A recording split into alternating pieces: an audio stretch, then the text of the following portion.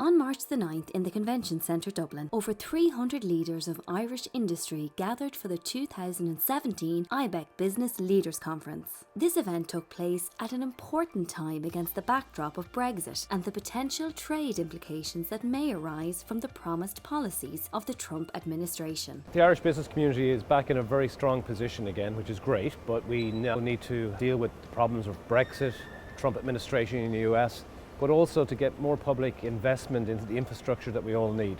So at this time, this conference is really important. The delegates that are attending today are from right across the business spectrum, from the CFOs, the HR leads, the CEOs, and all from different sectors as well. The great thing about Ibec Business Leader Conference is all coming together with a singular ambition, a great ambition for Ireland. Merck Partners are delighted to partner with Ibec and the conference sponsors such as Vodafone and Accenture. It's a mutually respectful relationship, very supportive, so we're delighted to come back again this year to do so. Seeing President Higgins address the forum in a wonderful, thought-provoking way, gave up his time, so that was certainly a highlight. What stands out in Ireland is partly the obvious, the very low and competitive corporation tax, the very low regulatory burden on business. Obviously it has the English language, it has a culture that's very business friendly, and it has one of the best systems of public education in the whole of Europe. So when you add all that together, it's not a surprise that a lot of big service sector firms in particular are thinking about relocating some of their operations from London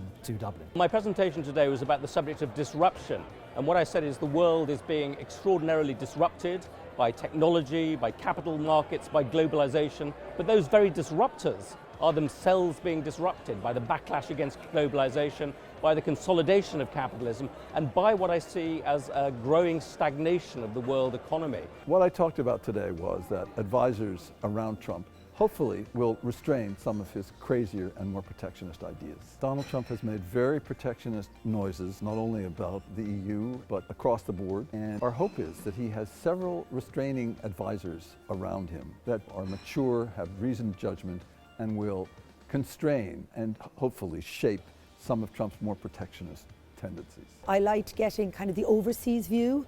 So Jan Ann from the Financial Times talking about his view of Ireland, his view of Dublin, the impact of Brexit and President Trump. Having that kind of worldly view and external view from my perspective as a very busy CEO has been very helpful. The thing that really stands out today is the lack of infrastructure investment in Ireland at a time when I think there's a huge opportunity for Irish businesses to grow and take advantage of the growing economy.